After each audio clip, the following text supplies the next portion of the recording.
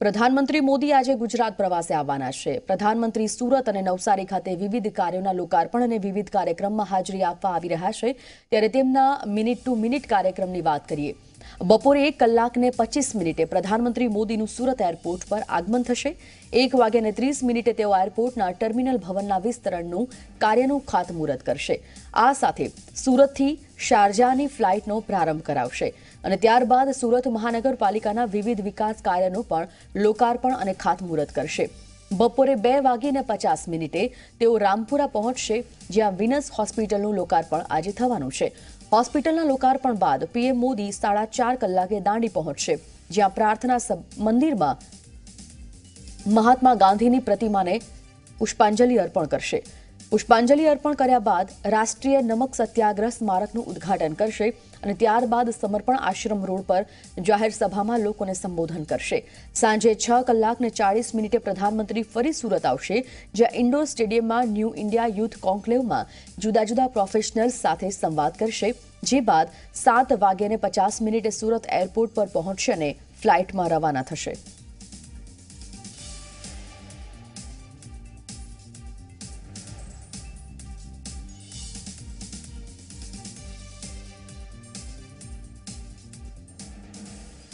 સુરત મનપાના પ્રોજેક્ટનું પીએમના હસ્તે લોકાર્પણ થવાનું છે। 1000 કરોડના કાર્યોનું ઉદ્ઘાટન શિલાન્યાસ કરવામાં આવશે।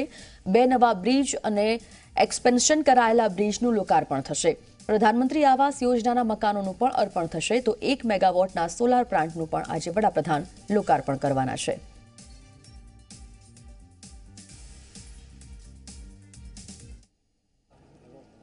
પ્રધાનમંત્રી નરેન્દ્ર મોદી આજે સુરતની મુલાકાતે છે।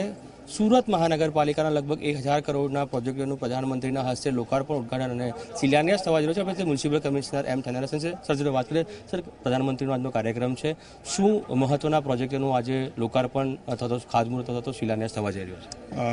એ ખાસ કરીને 27 જેટલા પ્રોગ્રામો છે આજે લોકાર્પણ કરવાના થાય છે। એમાં લગભગ 450 કરોડ આસપાસનો જે પ્રોજેક્ટો છે અને બીજા લગભગ 600 કરોડ ઉપરના પ્રોજેક્ટનો ભૂમિપૂજન પણ આજે કરવાનો માનનીય પ્રધાનમંત્રીના હસ્તે આજે કરવામાં આવશે। ખાસ કરીને આ પ્રોજેક્ટમાં 4 મોટા બ્રિજો છે। એક અમરોલીનો મોટો બ્રિજ છે, લગભગ 70 કરોડ કરતાં વધારે ખર્ચ કરાવીને બનાવવામાં આવેલા છે। એક પૂણા કુંભરિયાનો એક મોટો બ્રિજ છે। ત્યાર પછી 8 લેનનો એક બ્રિજ એક્સપાન્શન કરવામાં આવેલા છે સરદાર બ્રિજનું।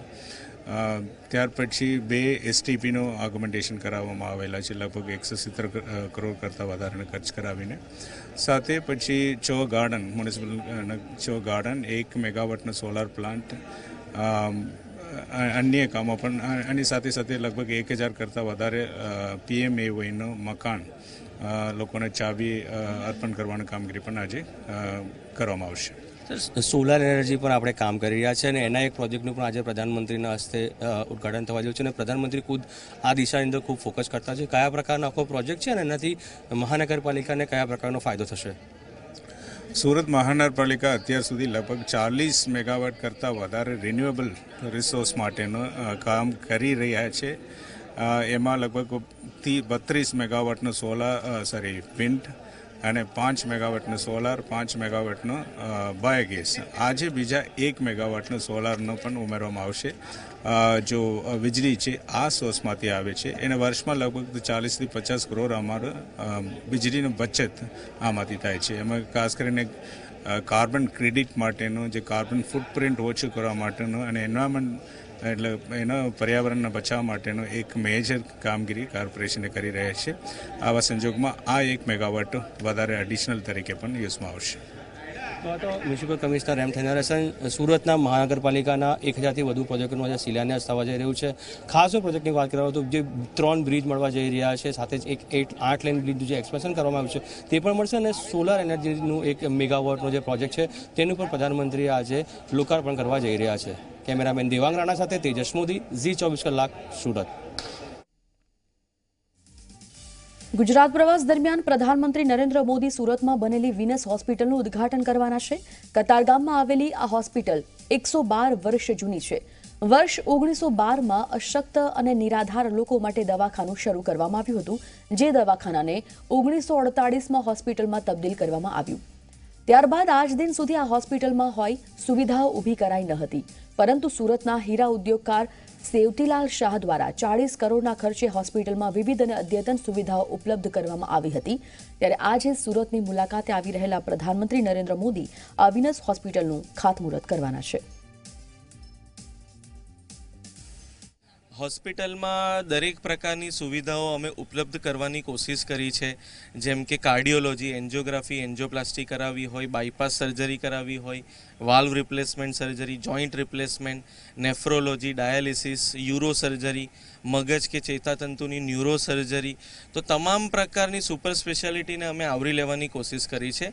આ સિવાય ગરીબ લોકોને પણ જો એનો લાભ મળી શકે એ માટે અમે ગવર્મેન્ટની જ યોજના જેવી કે મુખ્યમંત્રી અમૃતમ યોજના, આયુષ્માન ભારત યોજના, આવી યોજનાઓ પણ અમે અમલમાં કરી છે, જેથી વિના મૂલ્યે એ લોકો આ યોજનાઓનો સારી કન્ડિશન્સમાં લાભ લઈ શકે। અને હવે વાત કરીએ મહાત્મા ગાંધીના નિર્માણ દિનની।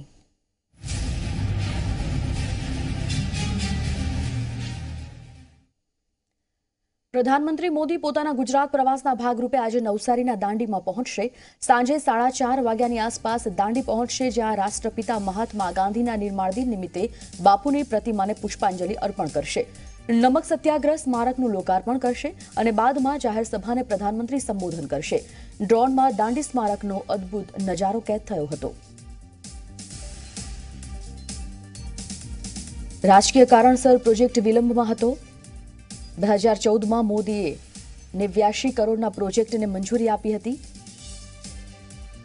ત્યારે આ સ્મારક કેવું છે તે જોવું ખૂબ રસપ્રદ બની રહેશે, જેમાં ગાંધીજીની 18 ફૂટની પ્રતિમા રહેશે। ભૂરા રંગનું ક્રિસ્ટલ લગાવવામાં આવ્યું છે। આજે આ સ્મારક પર પુષ્પાંજલિ વડાપ્રધાન નરેન્દ્ર મોદી અર્પણ કરશે।